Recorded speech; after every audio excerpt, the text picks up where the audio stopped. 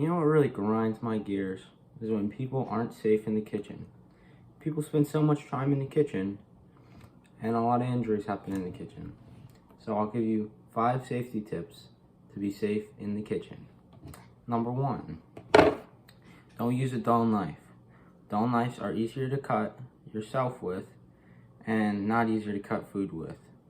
You'll thank yourself by using a sharp knife.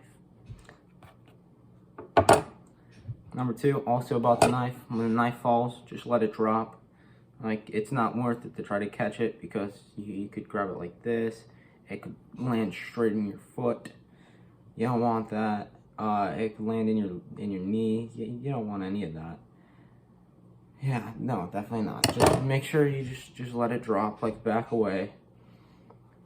Make sure your smoke detectors are working. I'll take you on a little adventure for this one. The smoke detector, there's a test button on it. Make sure you do that like at least once a month, just to make sure it's working, in case you need it. Okay, that was number 4. Always wash your hands before cooking. See, this one doesn't sound like a safety tip, but it's safety for your health. You do not want food poisoning, so wash your hands before cooking, because think about it, you touch so many things in a day, doorknobs, you tie your shoes, you go to the bathroom, you just think about all that stuff touching your food. Think about touching your cheeseburger on the doorknob, on your shoelaces, all of that. Your sink, it's nasty to think about. So don't do it. Wash your hands before cooking so you have clean hands. And number 5, my bad. Wash your cutting board.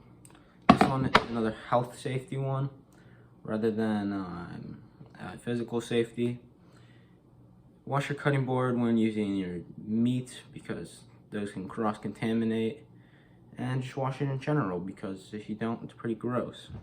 And bonus tip, wear shoes, because when you do drop the knife, you can try your best to back away, but you might not always get it. Steel toe boots are best. See, I don't want to ruin my boots, but nothing happened to it. And I wasn't pressing it really hard. I just don't want to ruin them. But like, you see that that's pretty decent. Nothing happened to them at all. It doesn't even, you can't even tell.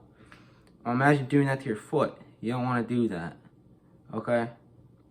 So, wear shoes. Let the knife drop. Don't use a dull knife. Make sure your smoke detectors are working. Always wash your hands before cooking. And wash your cutting board before and after using meat products.